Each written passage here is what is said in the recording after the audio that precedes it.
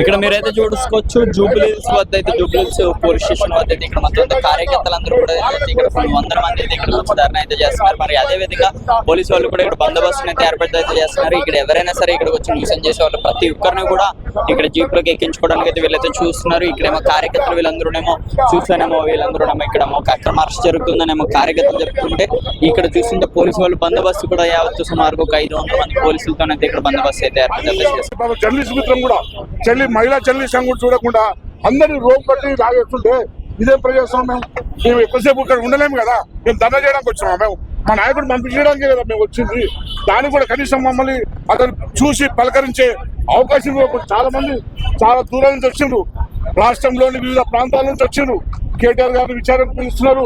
ఒక్కసారి కలుద్దాం, కేటీఆర్ గారిని కలిసి సంఘీభావం చెప్తాం, ఈ ప్రభుత్వ విధానం పట్ల నేను వ్యతిరేకతను ప్రకటిస్తామని చెప్పి వాళ్ళు ఇక్కడ రావడం జరిగింది. దాన్ని కూడా అడ్డుకునే ప్రయత్నం చేశారు. దీన్ని మేము తీవ్రంగా ఖండిస్తున్నాం.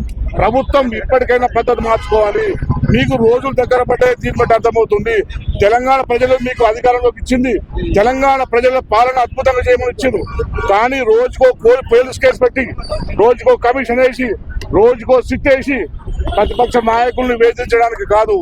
తెలంగాణ ప్రజల విజ్ఞులు మీ యాక్టివిటీని, మీ చర్యలను, నిరంకుశ విధానాలని నిశ్చితంగా పరిశీలిస్తున్నారు. అవకాశం వచ్చినప్పుడు మిమ్మల్ని ప్రజలు మీకు బుద్ధి చెప్తారని చెప్పి నేను రేవంత్ రెడ్డి గారికి హెచ్చరిస్తున్నాను.